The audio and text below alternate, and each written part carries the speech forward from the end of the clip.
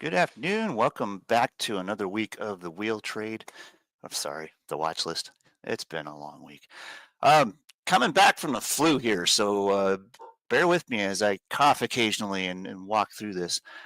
Matthew's actually out today. He's got the same bug that tried to kill me last week. So hopefully he will be back in business later in the week, or maybe even the next week is fine. He's just got to, heal up. He'll feel better. So today I'm going to try and kind of keep it brief as I am flying solo. We don't have as much witty banter to go back and forth and make it entertaining. So I'm probably just going to review most of the stuff we talked about last time we were on, and I know we've been off the air for a week. So let's go into a couple of our previous call outs, and then maybe we can see what's to be expected in the near future coming forward with this. Um, Got a few things that are kind of moving around today. We were scalping this range here this morning until it finally just broke support here. Now we're looking at QQQ coming into the next liquidity zone, and I usually find those by the 2-hour chart. This is a very old zone we're in, all the way back here from gosh, about January. We're looking at this as our critical support zone, and if things start to get pretty swifty here, we fail a cup and handle, and we just go for broke and go for half back. It's kind of looking eerily so. We may see this resume a trend all the way down to about 492 for QQQ here. So watch this 510 level very carefully. If it breaks, we're going to see some bearish momentum take over here. If it holds, however, we've got a bit of upside, at least give us a half back move to around 527, 528 or so, if things kind of bottom out here and give us a bounce. So watch this zone very carefully.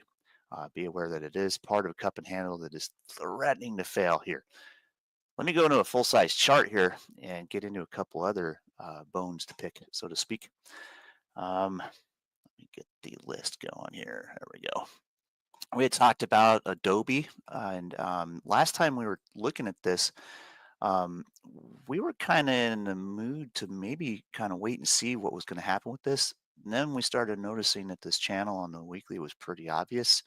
We're looking for more or less a return to mean with Adobe eventually. And, if we get the drawings back on here, this is what I'm talking about, is right back to this point. And if you look at the daily chart, that's basically a measured move up. We were thinking if it holds this level, we could see it hit this liquidity zone, which is about the middle of the channel anyway, but it failed. So we're now looking for a half back of this trend here, which we're pretty close to. About 437 and some change would be expected for the rest of this move. When it gets there, keep an eye on things. We might see a reversal around there to maybe get us back into a bullish reversal and possibly into a reversion trade. First about 451, later on maybe we get up to the 470s here, but let's let's take a little bit of time with this one. This one's one to definitely be aware of. Um, and it also is kind of rejected off of that quarter move here anyway, so we're not necessarily taking a position in Adobe anytime soon. TTD, last time we talked about this, this was when the earnings call just slammed it. Um, Matthew was considering a long here, and I was kind of standoffish, and for a good reason. I was looking for, okay, if I see a reversal down here around 76.50 or so, it might be worth getting involved with this. But this is not a dead cat yet. It's still in trend mode. So we're looking for a little bit more follow through, maybe to kind of appreciate the support levels back in here a little bit first. Maybe we hold around 70 bucks and start to see a reversal there. As for a full on reversion trade, I think that's still on the table, but only if we see a reversal in here. Otherwise, I'm staying clear of this still. I'm going to wait and see until things get back above this very old pivot. This one here in light blue, this is one that I think I remember putting on the chart at that time, but it refers to a zone that's way, way back in here. I mean, we were looking at this as a previous resistance zone here, and then support here. This was back in the days when we were still picking on Kramer there. So yeah, that's been a while. Overall, I'm going to steer clear of this until it starts to show me a reason not to. So that's where I'm at with that one. Tempest AI, another one that kind of hit a critical target here. We opened right on the $57 area here that we were kind of looking at for key support, and it broke. So now this morning we're looking for a possible move in this previous zone here, and we could see this go all the way down to like 42 bucks here, guys. It's pretty bearish here, but again, watch this area. If we start to form any kind of consolidation here, it's possible we could start seeing a reversion in this trend here. This is a pretty steep descending channel here, so it can give you quick reversions, but just be very leery of chasing things around with this. And then this morning when we saw it open, we were looking at a pretty easy move right from that pivot to a liquidity zone. So day traders, we love this kind of stuff. But once we're looking at it for a swing, we're a little more reluctant once it starts to break support like that, and that's why we're kind of iffy here. If you notice, if this is a primary move, a consolidation, and secondary move, it is trying to bounce off that old zone. So maybe we consolidate in here and get a reversal, but for now, it's more of a wait and see. Um, we looked at SPY kind of the same way we looked at QQQ, just generally looking for bearish retracement. I did not map out this liquidity zone here. That's pretty obvious, but we're in it and we breached it. So we may follow through with a move down here to like 587 and some change, and possibly see some consolidation for some scalps in between here and there. Things aren't looking the best for the Mag 7 at the moment, and that's kind of a lot of what's playing into this. Before I go into the Mag 7 stocks, let's talk about a couple other things here. So, Hood was another one that a lot of people kind of got roped into chasing, and that earnings call was pretty cool, but yeah, it was capitalized pretty quickly, and it broke a key support area. And next target down here, about 42 bucks, is pretty obvious. Um, Again, wait for this trend to end and eventually it'll give you some reversion trade setups, but it's not over yet. I think we're still pretty well overall. Let's capitalize Hood just a little bit more before we decide to, I don't know, invest in it. CrowdStrike, again, kind of another one. We hit our target and then some, and we've seen this just absolutely get wrecked and capitalized. And now here we are on, let's see, this is 1, 2, 3, 4. We're on day 5 of just absolute bearishness here. And that is very rapid sell-offs. Pretty ominous that when we find a really nice price target, we're not the only ones looking at it. There are many institutions out there that go and think the same way. That's a great place to take profit. Well, there's capitalization happening here. I know the headlines can come out and say, so odd $1 billion wiped off the market, blah, blah, blah, blah, blah, erased, they say. I love how they love to say that word erased. Hell no. It's just like any other trader. We're just taking profit, man. That ain't erased. That's capitalized. Use a better word. When you start saying erased, you're just generating and propagating fear and echoing that down the road. We ain't afraid of nothing, guys. We're traders. We know when the market is telling us to take profit. And when we do, it shows when we're all on the same page. And that's kind of where I'm going with this. Bridging the gap between retail trader and professional trader is kind of what I like to do, or what I like to think I do. And in a sense, these targets become really easy to find when you do bridge that gap.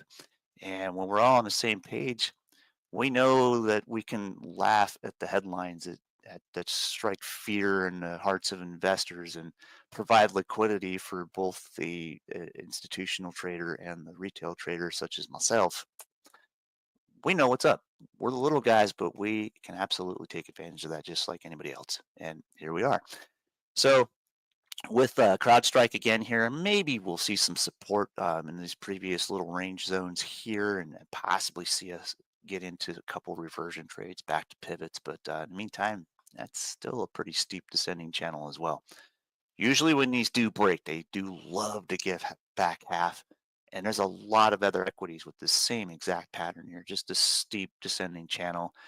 You can see it range from angular resistance to angular support, even though it is just straight up vertical. Yeah, eventually when those break, you get a reversion trade. So we just patiently wait. Meantime, some of us are shorting it. Some of us are running, put debit spreads or puts outright, whatever. Momentum is momentum when we trade, and we're not pulling out our full on let's short everything in the market bare teeth yet, but we're keeping an eye on things to know when we should do so. um, Coinbase was another one. That got pretty bloody, but again, we pretty much hit our targets. We've met most of our measured move before, and then we kind of came back down into realizing, well, now we have a primary half back, accumulations through the center of this, and we're going bearish and closing gaps. Pretty ominous. We know those. Let me get into a couple others here. So we got Apple.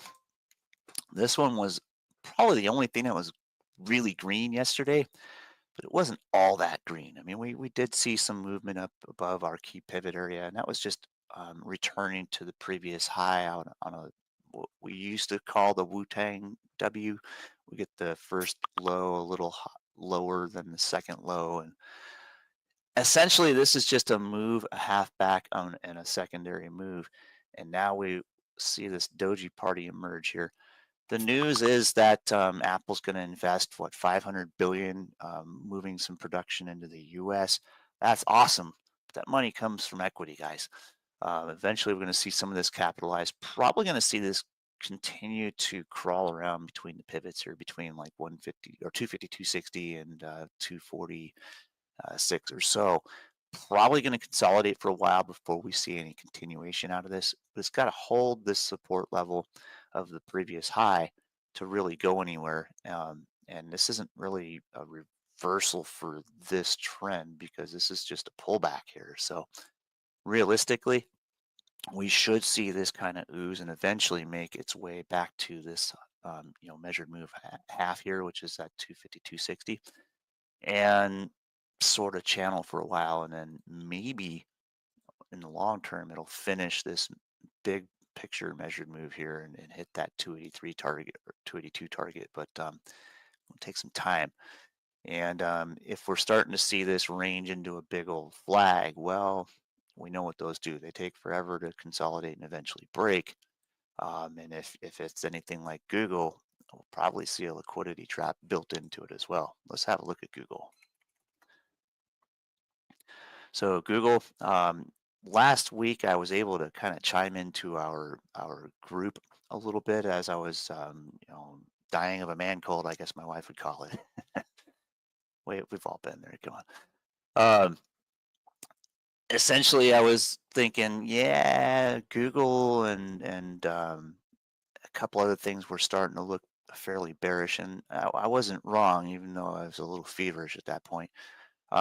And then I recall that last time we talked about it 2 weeks ago, back in just before Valentine's Day, there we were looking at this gap, and there's the pivot for that gap. Target met, but it's also exactly where the 200-day moving average is. So we could see a little undercut and rally possible here on Google. So maybe we get a nicer reversion trade set up out of that later on. So keep an eye on this level around 177, and we'll see if we can hold that and make a good trade out of it. A while back, I was talking about this liquidity trap on Google, and this was a pretty obvious one. I used it as an example video of how to identify one, and it worked out so well. And then here we are. We went for the bull side of it, rejected, came back down, and now we're looking here. We see that it eventually breached the bear side of it and then continued to run down. So once you've broken the liquidity trap, you can gain momentum and run that trade. Well, it's also a nice primary and secondary measured move. Pretty easy stuff. You can look at it 100 different ways and get the same price target. Realistically, this was one of those, everybody loves to see these gap fills, and this is exactly what happened. It just tripped over the wire and fell into the gap. Pretty obvious. Now, Yeah, we may see some reversal here, but just keep an eye on things. If the market stays way it is, it may drag a little bit lower. It can certainly go and find support down here, but for now, we'll watch this area and see if we get anything reactive out of it. Um, Another couple of mentions, TLN Energy, Talon Energy, pretty obviously hit our target and then came back through support. And well, here we are right back on that key pivot again. Another one to kind of keep an eye on, 197.60 is about where I'd be looking for maybe a reversal if things want to get bullish again. But for now, this is a fairly messy chart to trade. So kind of watch this area. This has been giving us great swings for a while, and then suddenly we got this chop here. Let's cool our jets and wait for something to tell us to get back in that or not. For now, on the short term here, you can see that we're well underway into a possible secondary measure move. So if we do break this key area, this is about a half step down. We may go a little lower. So be mindful of this area. We can see something happen here.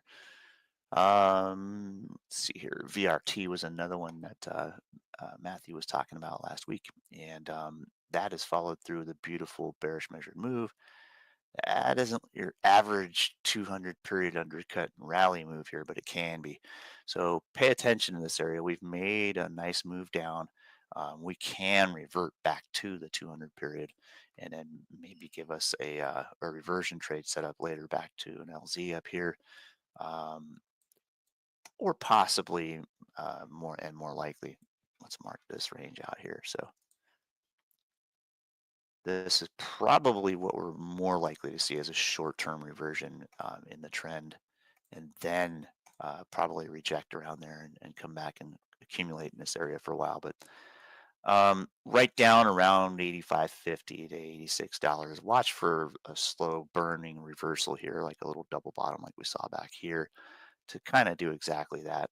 Reversion trades are fairly easy to spot. We just need to be patient and wait for the reversal to follow through and give us a good break. Um, Let me go into the other big dog, NVIDIA. Earnings tomorrow night. This is going to be probably true to the meme. I mean, I'm sure you've seen the Greek god holding up the world and it says NVIDIA on his chest. Yeah, it's pretty much how it's been. This thing's been such a massive piece of the market that it's just how it's going to be. Um, I've been keeping an eye on that 117 pivot for so long that I got tired of looking at it and I moved it up to 120 because that's where it is now. Um, if we can hold 120, it's right on the edge of our previous block here, you can see. So it makes more sense to move it there anyway. But this trend, again, just this really steep descending channel type of stuff here, usually they tend to snap and give quick halfbacks. But where are we looking for price action in the earnings call? And that's where I'm kind of going with this. A quick reversion if things kind of bottom out here is right back to 129, 130 or so, give or take.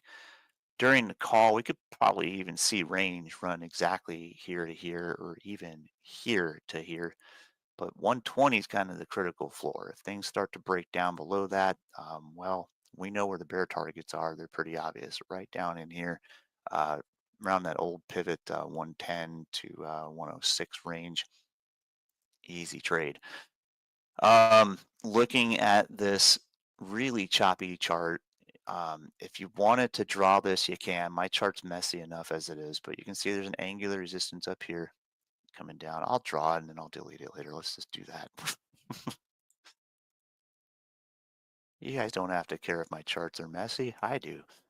I'm the one who has to live with them. So looking at this choppy channel here, those are pretty ominous. A lot of people get chopped up in these things as just chasing it around, trying to catch a break. It sucks. It really traps a lot of people. If you're scalping it and you're smart, you can make some good little amounts of money doing this. But if you're patient, you wait for these to break, and that's what I would suggest is just wait. This will give us either support right in here, and then give us a quick rip to the upside and revert all the way to this liquidity zone, which typically when these channels do break, they tend to break bullish and give back half. So sure, that's a pretty decent target range. But if things end up super critical and there's any doom and gloom in that earnings call, well, we could see it reach right on down to this level and be fine with it. These channels can actually run the gamut of range multiple times, and typically they go in Elliott wave format, so to speak. You get waves of like 3, 5, 7, 9, any multiple in there, and historically, we can see there's one here that wasn't as playful, but it broke on wave 5 and gave half back pretty nice. In fact, it gave it right back to that previous high. So if you compare this, sure, it can happen. But usually they're not above taking a quick run for liquidity down to base first and then resuming that trend. So that's what I'm getting at here. This one's much more broad than this one. So this is big money moving around, and you can see that this can make some pretty outsized moves in a big hurry. Uh, Even in the middle of an earnings call, you could see it bend all of that range and bounce those. So if you're quick and you're not damned, you can scalp an earnings call, but I would rather wait for the outcome and be patient with this. So I have some friends who are running some debit spread positions in NVIDIA. I even have friends who are wheel trading NVIDIA. More power to them. They're doing great. But my mode of operation is going to be take advantage of the liquidity. And I'm not just saying this because it's Matthew's ETF, but NVDX has got just the right amount of premium to make me smile from ear to ear. For an average $10, it's monthly yield on the naturals. I call it with the monthlies about 10% per side. That's a 20% yield. That says I own it for free in about 5 months if I play my cards right and sell the premium right. So that's when one of my new favorite wheel trades, aside from TNA here. Um, as for NVDX, I think it could even touch $10 again, maybe even breach it briefly. And if you're going to trade the volatility in the earnings call, like I am on NVDX, that's where I'm going to be looking. I'm going to look for a flash down right to support in any one of these similar angulars or liquidity zones and just snatch it up and run a wheel with it. And I'm going to keep running a wheel with it.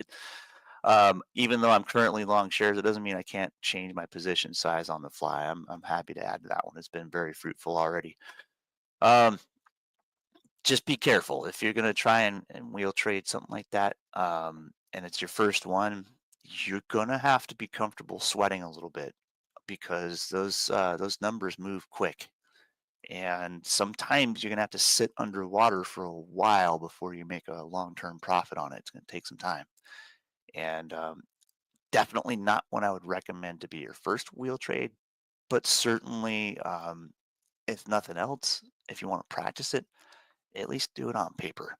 Figure it out, learn the process, and then you'll be as excited about it as I am eventually. So kind of be careful if you're gonna try it. That's all I can say. Another Mag 7, and you know, I really I'll have to do it anyway. So if you're looking at Amazon, I mean, you're gonna kind of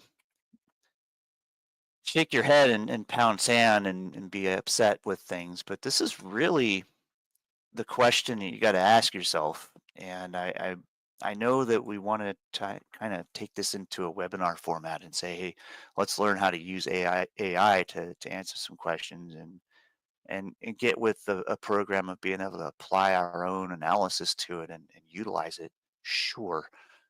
Um, but when it comes to finding things that are going to lead you to believe that things are overpriced, you're going to find that they're right, but they're also not necessarily right at the same time. Here's what I mean. So let's look at Amazon, for instance, here in the weekly and monthly charts just for a moment. This has been fairly parabolic. Yeah, it's been explosive. It's been pretty fruitful with paying our bills and meeting all of our goals for swing trade price targets, with an exception. I mean, the 2-for-1's rare enough. The 3-for-1's singularly the most rare move you'll ever see when it comes to blocking these trades out with measured moves. And we didn't quite even hit the 2.5-for-1 mark here at 252.14, which is my self-proclaimed analyst target eventually to hit. But we can say that we did poke into that range, and now we're giving back some. This is just capitalization. It's natural. It's a pullback. We've done it here. We'll probably do it here. We'll probably hit around 194, 193 with Amazon here with respect to where we should be for support. I'm just going to grab this pivot and move it up here. So let's say that's going to be capitalized down and give half back of this trend. Now, what we may end up with is starting up as this can become our primary move and half back, and it still puts us on 252.14 for extension in this trend.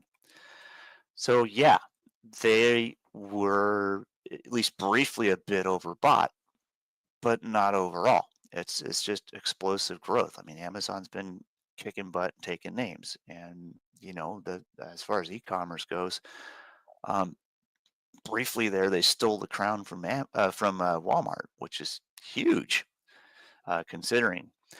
So now we're looking for just capitalization, and this is a natural thing. It doesn't mean the market's going to be bearish with it. It just means we're in an area where we should see some correction to the trend or some capitalization to an extent to where we can restore our established belief that the trend will continue. So we need to prove something to ourselves. We need to prove that this level is going to support the price movement from the past as a area where people will stop capitalizing and maybe start looking to go long again. So let's see what happens when we hit the 196 pivot here, and that's about eyeballing rough half back of this previous trend. And then I'll start rebuilding my chart. I'm going to get rid of all these blocks and start over. This will be the primary move. So let's see what happens. If you're going to try and say Mag 7's overpriced, okay, I can halfway agree with you in the short term, sure. But you've got to be mindful of where do we look in the future? Is it going to remain overbought and then capitalize back down to zero? No. Those companies aren't going anywhere. They're not going to, evaporate overnight. I can hardly fathom the idea of something like Amazon filing Chapter 11 in the next few weeks. That ain't gonna happen. That just isn't. Short of a huge catastrophic global event, just don't go there. Don't let fear get the best of you. Trade appropriately. Trade the chart. Ignore all the crap. So when people come out and say X amount of billion trillion dollars or whatever was erased from the market, they're just trying to rattle your cage. They don't even know what the hell they're talking about half the time anyways. Just let the media be the media and you be the chartist because the chartist wins.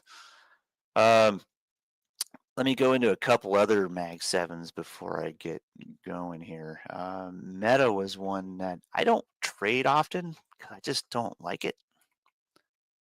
Doesn't mean I shouldn't. It met our target. We put this out a long time ago, the 650 range. Sure. Okay. Now what? Well, it gave us a 1.5 up from there. I don't have to draw it. You can see it hit right here. It came right back to our area as support. So now what? Yeah, short term, it's probably going to get capitalized a little bit more. I would like to see Meta come into a little bit more liquidity, probably right in this previous high here before I can go long on it. Just because I don't like trading it doesn't mean I don't. Sometimes I do. I'd like to see price touch this area a little bit around 635 and then maybe consolidate in between here and our high pivot here or our previous price target here and give us a nice thorough capitalized half back of that previous trend and then maybe see if we can resume bullishness. But Meta, I mean, it's kind of old school. I guess the newer kids aren't using Meta as much as they like to admit. but they are.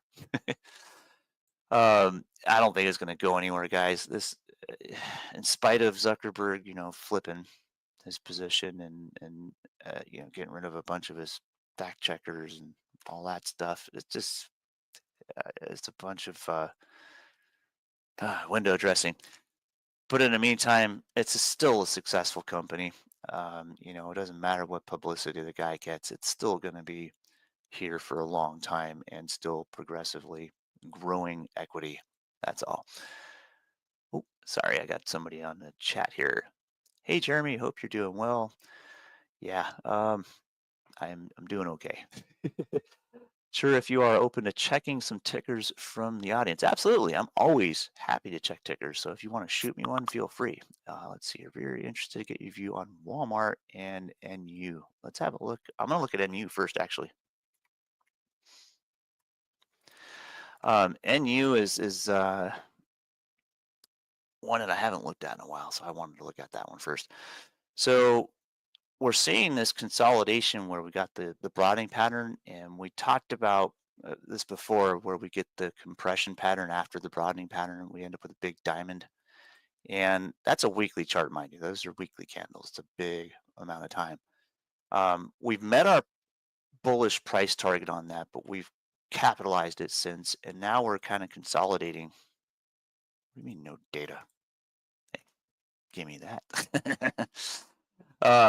Let me draw the other side of this, and this is where I want to see. So we're looking for angular support to hold here, and there's your angular resistance on this thing, and maybe give us a quick reversion trade. I would say to about $12.15 or so.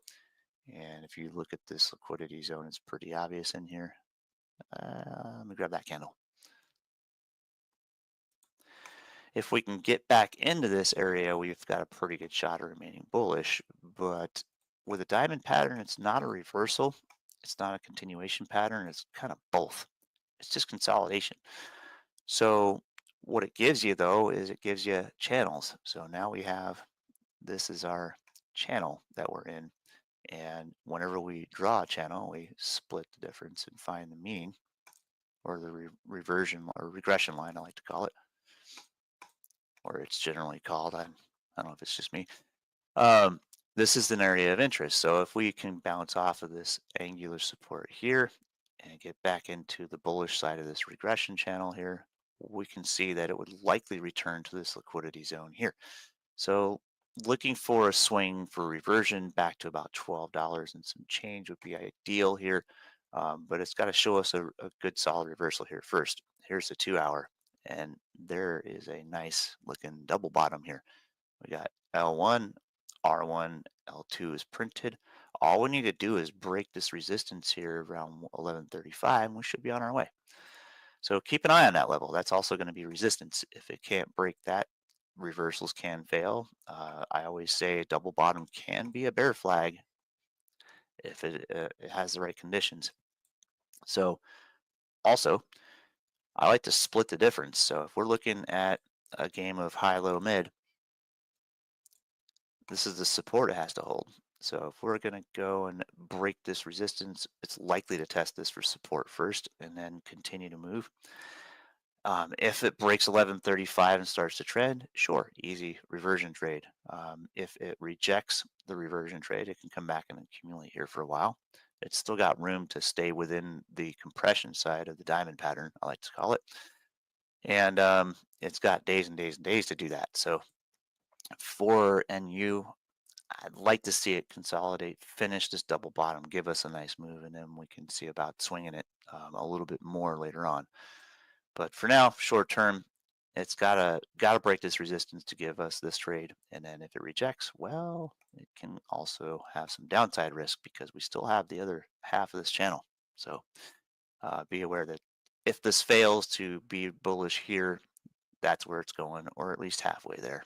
We can split these channels too. You can see where price tends to have those angular trend patterns, trend lines within a channel. They all kind of line up. So if you will, draw a line there as well. half and whole is always the rule, and if you start seeing moves break zones, well, half and whole is also the target. So pay attention to that. All right, let's have a look at Walmart.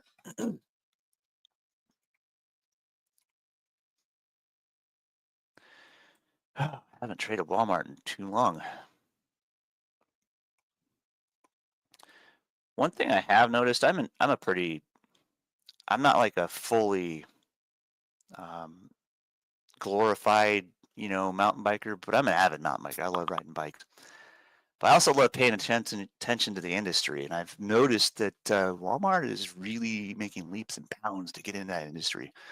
You're starting to see some of the management make some pretty solid decisions on being able to get into niches where a bargain retailer would like to be, making smart decisions. They're staying with the trends, and they've got some really nice offerings under their Ozark Trail line for some of their at least entry level grade mountain bikes that are actually upgradable and worthy of being able to beat down the trails instead of being like the general classification of depot bike, where you get something that you buy it for 150 bucks and then it might last a year and then it's never going to be worth upgrading or even maintaining for that matter in some cases because they just don't put up with the abuse that a mountain bike can is supposed to put up with. What I'm getting at is Walmart has broken that cycle, and now you've got a whole bunch of other manufacturers on the run. Well, you've got like Schwinn, you've got Diamondback, you got all the other um, current depot bike manufacturers being put under pressure because Walmart can produce. um, that's just one product. So, I mean, they've also got, a pretty reasonable selection in their automotive stuff. I've noticed they've been able to compete with a lot of the major automotive filter and lubrication producers, batteries, all that type of stuff. That department has gotten better and better and better. We used to joke around and say, ever start batteries were like never start batteries. They just didn't last long. Well, they're starting to actually produce some decent batteries. They've been upgrading their lines and they've been actually making decent decisions in many of their departments, and it's actually starting to become a much more fruitful long-term business model. So I'm generally bullish on Walmart from an investor's point of view, but also looking at the price action, and it's just been popping. And now we've got it capitalized, and it's already on the swing for the upside. So we're starting to see that there's a bit of a broadening channel here. Let me draw this here.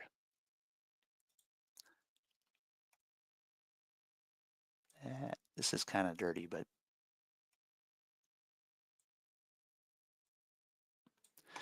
you can see that it's trending within this range and then kind of split the difference here for short term. We're looking for a nice little swing, maybe to give half that back and say target around $100.50 for the short term. That reversal was pretty quick. We got a nice hammer right on that angular, and I'm willing to bet this is a nice setup for the 50 period undercut and rally that Matthew likes to look for, and that's been confirmed. We're above it. And currently we're right up against the resistance here in the previous consolidation range. So let's draw this as a short-term target.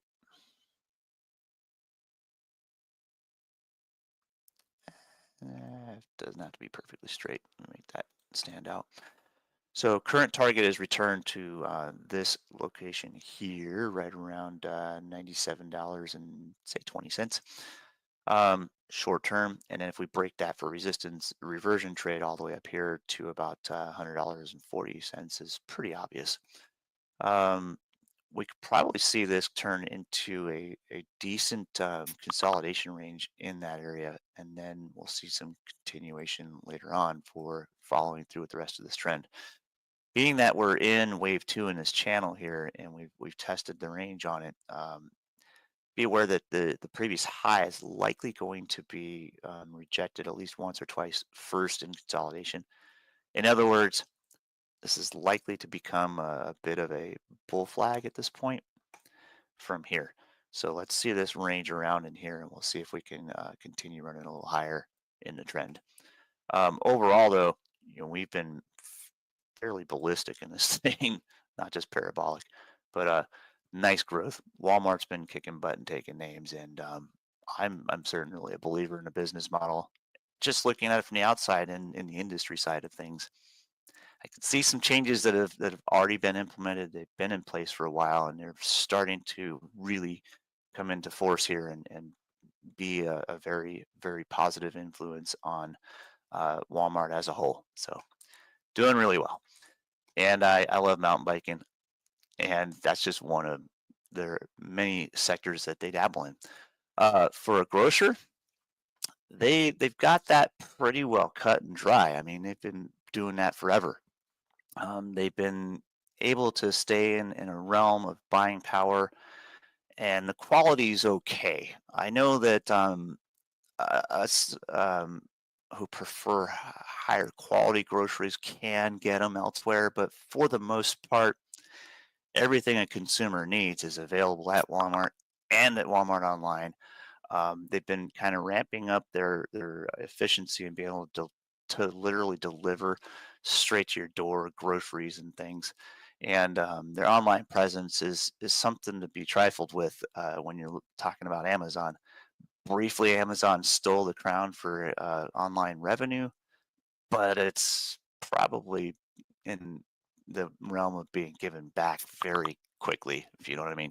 So, um, as for like ordering bikes on Amazon, you're not going to get as good a bike, but I still am going to order lots of different things on Amazon. But I don't like their bikes comparatively. Walmart wins. Let's just say that Walmart is making some very smooth decisions from their management, and things are still looking pretty positive. And price action wise, targets are pretty easy to find for it. Pretty nice little scalp back to 97, obviously, and follow through with a reversion trade about $100, $100.40, pretty reasonably. Long term, be aware that that's still got to give you a little bit more consolidation. So I'd like to see a nice big long bull flag start to form right around here. That'd be ideal. I've got time for any other requests. So if you guys want to drop me a ticker in the chat, feel free. Otherwise, I'm going to carry on with a couple more before I go here. Let's see. Did I look at Microsoft? I did not.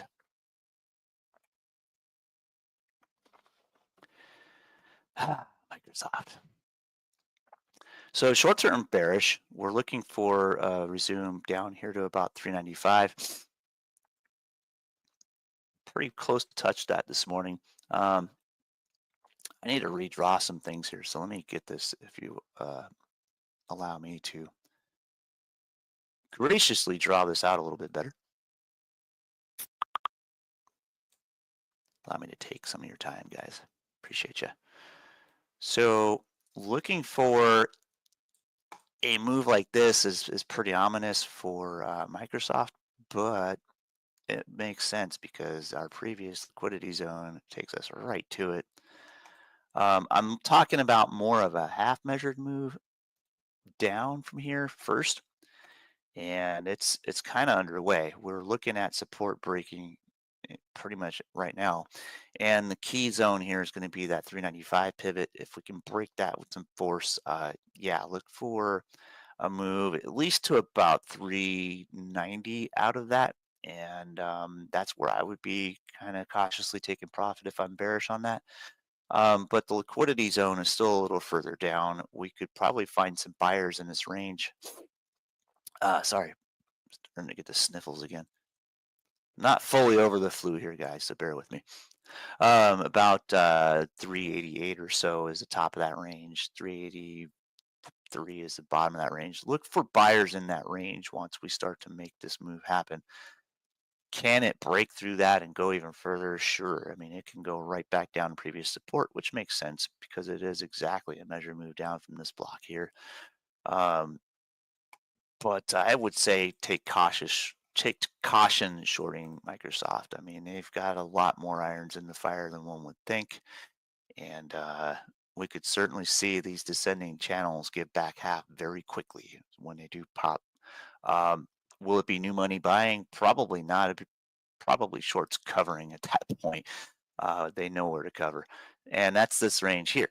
So we could see a quick move off of this pivot right back into a reversion here, short term, and then maybe reject it and give us a little bit more for the bearish move overall on the swing traders side. Looking for this move to play out. Last but not least, we should look at Tesla real quick before we go. That's, gosh, man, people are kind of putting a lot of leaning against Tesla because of the political things that Elon is roped into now. You guys can't forget that Tesla's still a successful company in spite of many, many, many, many wins against it, so to speak. Hey, you're welcome anytime, man. Let me take that out. Anytime. I love price action, so I enjoy being given tickers to look at. But Tesla here, man, be aware that at any moment this thing can just snap and rip your head off. So if you're short, be careful. We're hitting support areas pretty quick here, and I'm just going to draw this out here as our previous block here. 291 is right around where I'd like to see support happen, and maybe I'm going to throw another pivot in there for target. Be careful if you're shorting this, because it can absolutely do an about face on you. I cautiously ran some put debit spreads on it, and I'm okay, but that was done back here before I caught my death for a week. So let me refrain from adding a short here. I think if you are already short on this break of the 355 or 335 area here that we pointed out not last week, but the week before, we briefly touched on this. We were talking of a possible move back down to support in this range here, and it smoked it today. So be aware that typically when you see a very fast move like that, they tend to give half back just out of nowhere. And most of that is just shorts covering. So watch for a reversal really quickly here, maybe to take shape and give half that back to about 317, 318 or so, just as a day trade move. It might even just give us a wick back to it in the afternoon and then resume. But just be careful because this thing can make your head spin out of nowhere, and it's got plenty of volume in it to make it do big things really quickly. Even though there's no earnings call coming up for a while, it's been and done with. Overall, we could see some pretty quick moves once it hits targets. Can it break this area and finish the move? Sure. There's obviously a gap here to close, but just be very nimble if you're going to screw with Tesla because these things can get you offsides real quick. And if you're looking at this descending channel here, wave 3 ends right here. And if it bounces back, it bounces back fast, and it can give you very quick reversions everywhere on the map here. We got 335, 336 is pretty much the next range for a move back. It can also go as high as 360 and 380. Those are some big moves. So yeah, be nimble if you're going to screw with this thing. I'm going to wait patiently and see what happens in the long run, and maybe look for some bullish moves later on, because it still did a fine job meeting all of our bullish expectations from before. It can always go back and test them for resistance. We could see this turn into just the most massive long bull flag you've ever seen in your life. That's possible. And then there's this giant rounding here. This is where a handle would be if this were a cup and handle on a monthly chart scale. That can happen. And we can see range pick off very quickly in those. So just be nimble if you're going to mess with Tesla. I would rather mess with like TSLT. Great premium to be had there, by the way. I might be making some wheel trades in there soon. Even though I'm already in NVDX, I'm liking TSLT. The volume's just about there in the options chain for where I like to be. So just kind of clue you in on that. I'm going to take advantage of volatility, and when the time's right, it's kind of one of my other purposes. Last one before I go, MSTR. Man, this thing's awesome. So we've been all over this thing, and we were blown away by this massive, massive move. And this is like where everybody's hopium is going to be focused later on, even though they're chasing a descending trend. So now we know where the support area is right here. About 240, 280 is where my previous bull target was. That was a 1.5er. Um, that's still valid for support here, but do I see it happening today? Maybe not in a day, but let's look at the next block here. So if we were to size this up, we're at the base of a 1-for-1 now. Can it extend there and give us a half back? That's the short-term possibility I'm looking at. So watch down here around this range for a potential reversal for a half back or a reversion trade. I like to point them out either way. We may see that start to materialize down here and around the 240, 250 area. So watch for one. It can give us a pretty nice little move. Would I mess with them too much after the fact? Well, the last thing I'm going to look at before I go today is actually Bitcoin, and I had a 92K target on that got nailed and obliterated. From there, we could see it all the way down to like 83, 86 is another pivot. Let me get into that chart. But that's where MicroStrategy is. They got a lot of weight in there, and we know that if it gets bought and there's liquidity there, and there's people buying a lot of crypto with both hands, so to speak. I think I know someone who knows what they said. Just be careful because there's a lot more to the liquidity in that than you think, and you don't want to be exit liquidity.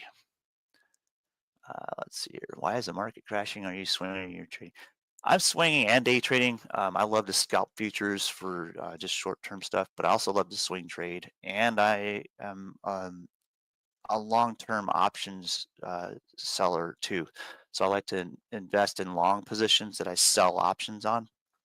So if you look at the wheel trade strategy, that's what I do. You kind of want to learn at least a little bit about options trading before you go and do that. But I trade anything that moves. I just love price action. So what I'm doing here with the show is just kind of putting out price targets for people to follow. As for Bitcoin, real quick before I get too distracted.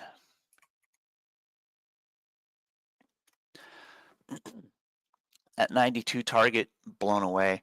Now we're looking for a bearish measured move possible to follow through here. We're looking for 84.2. And again, I was saying that there was one at 86 that we just rested on now. And there's another one down here, if you want to point out, about 80,500 is about halfway after this move. So there's a lot of liquidity in this range. As you can see, it didn't spend long there before. So at any moment, you can grab some quick halfback moves, and that's why I love to scalp those reversion trades so readily, because when they do happen, you can start seeing that they will accumulate at some area and then get back. So my previous bear target was 92K, and that's right at the top of this range here, and it smoked it. So now we're looking for that as a reversion target. So if things start to give us a quick short-term reversal here, and we did, kind of clip into that 86 pivot, we can likely see a quick move back to that. So again, don't be someone else's exit liquidity on that, but be ready to scalp it because it's got plenty of moves in it. And I'm going to watch the short term on this. This is just another one of those steep descending channels. Love giving half back. And at any moment, we could see a nice breach of that channel and a quick half back on that. So I'm going to draw the line here. We're looking for a move to come back into the angular on this channel first, and then if it breaks it, we can see it resume the half back move. But until then, just be very spry and feel free to scalp the short-term stuff all you want, but be aware that when time comes and the liquidity is grabbed, it's going to be fast. So just be careful. All right. I do teach options, and also I'm part of the Bullish Bears community where we go and hands-on do that every day in our live streams, as well as in the midday.